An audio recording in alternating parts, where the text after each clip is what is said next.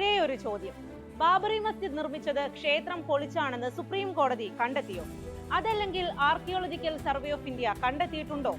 Archaeological Survey of India കണ്ടെത്തിയതും Supreme കോടതി വിധിന്യായത്തിൽ എഴുതി വെച്ചതും ഒരേ വാചകങ്ങളാണ്.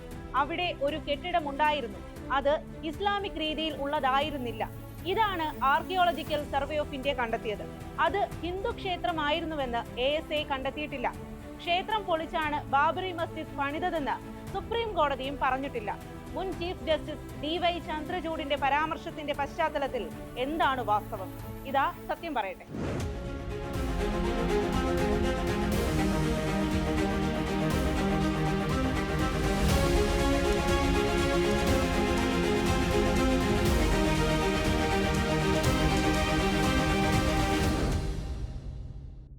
പ്രധാനമന്ത്രിയെ ഔദ്യോഗിക വസതിയിൽ ആരതി ഒഴിയാൻ ക്ഷണിച്ച് പുതിയ കീഴ്വഴക്കം സൃഷ്ടിച്ചയാളാണ് ജസ്റ്റിസ് DY ചന്ദ്രചൂഡ്. പുരോഗമനപരം എന്ന് തോന്നിക്കുന്ന നിരവധി വിധികൾ എഴുതിയ ആളുമാണ്. അതേസമയം തർക്കസ്ഥലം പൂർണ്ണമായും ഹിന്ദുക്കൾക്ക് വിട്ടുകൊടുത്ത് വിധി എഴുതിയവരിലും ഇതേ DY ചന്ദ്രചൂഡ് ഉണ്ടായിരുന്നു. ആ ചന്ദ്രചൂഡ് പറഞ്ഞ ഒരു പരാമർശമാണ് വലിയ ചർച്ചയായത്. ബാബറി മസ്ജിദ് അവിടെ സ്ഥാപിച്ചതിലെ അനീതിയും കാണാതെ പോകരുത് എന്നാണ് ചന്ദ്രചൂഡ് പറഞ്ഞത്. 2019 സുപ്രീം കോടതി വിധിയിൽ ക്ഷേത്രം തകർത്താണ് പള്ളി പണിതത് എന്ന് പറയുന്നില്ല. ഇസ്ലാമിക് അല്ലാത്ത ഒരു സ്ട്രക്ചർ അവിടെ ഉണ്ടായിരുന്നു എന്ന് മാത്രമാണ് പറയുന്നത്.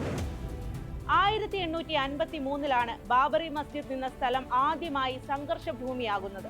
അന്ന് നവാബ് വാജിദ അലി ഷാ ആയിരുന്നു ഭരണം. ഹിന്ദു ക്ഷേത്രം തകർത്താണ് പള്ളി പണിതത് എന്ന് നിർമോഹികൾ ആദ്യമായി അവകാശപ്പെട്ടത് ഈ സമയത്താണ്.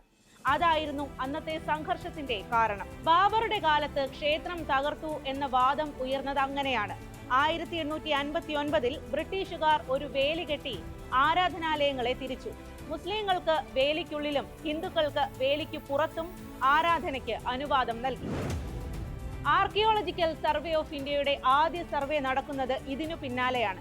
1862-63 കാലത്ത് അലക്സാണ്ടർ കണ്ണിംഗ്ഹാം ആണ് സർവേ നടത്തിയത്. അന്നത്തെ സർവേയുടെ ലക്ഷ്യം ഫാഹിയാനും ഹുയാൻസാങ്ങും പറഞ്ഞതിന്റെ വാസ്തവം കണ്ടെത്തുക എന്നായിരുന്നു. ചൈനയിൽ നിന്നുള്ള ഫാഹിയാന്റെയും ഹുയാൻസാങ്ങിന്റെയും അഭിപ്രായത്തിൽ ബുദ്ധൻ 6 വർഷം ചെലവഴിച്ച സ്ഥലമാണ് അയോധ്യ. അവിടെ ബൗദ്ധർ ആരാധനയും നടത്തിയിരുന്നു. എന്നാൽ കണ്ണിംഗ്ഹാം 2 വർഷം സർവേ നടത്തിയിട്ടും പുരാതനമായ വേറെ കെട്ടിടങ്ങളൊന്നും ഇല്ല എന്നാണ് റിപ്പോർട്ട് നൽകിയത്.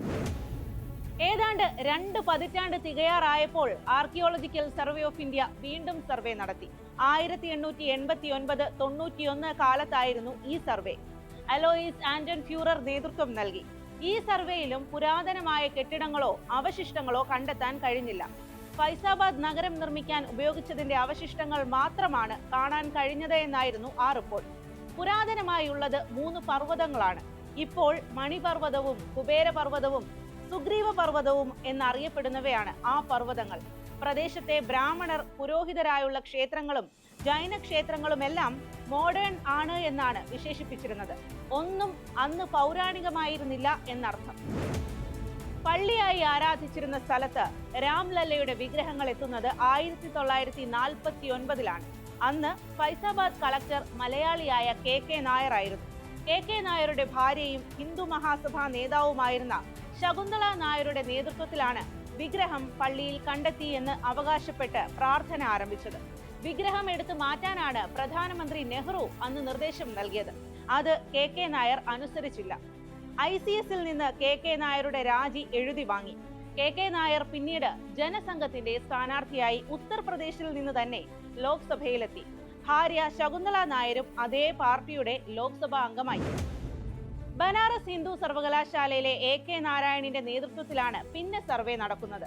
1969-70 കാലത്തായിരുന്നു ആ പരിശോധന. ജൈന ക്ഷേത്രങ്ങളുടെ അവശിഷ്ടങ്ങളാണ് പ്രദേശത്തുള്ളത് എന്നായിരുന്നു കണ്ടെത്തൽ.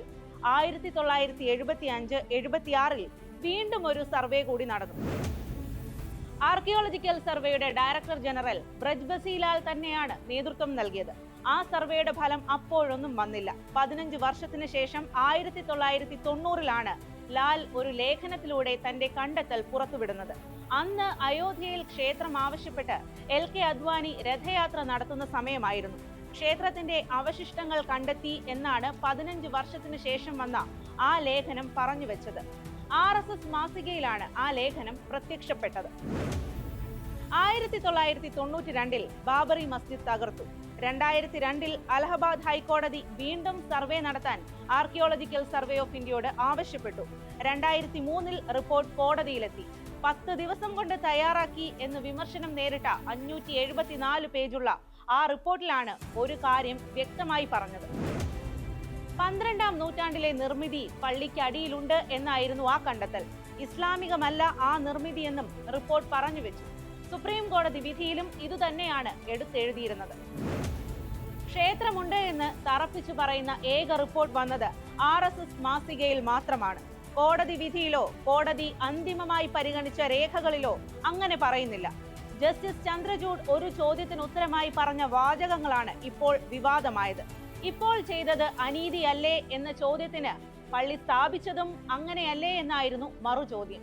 ക്ഷേത്രം പൊളിച്ചാണ് പള്ളി പണിതത് എന്ന് കോടതി വിധിയിൽ പറയാത്തപ്പോൾ ജസ്റ്റിസ് ചന്ദ്രചൂഡ് എങ്ങനെ അങ്ങനെ ഒരു നിഗമനത്തിലെത്തി?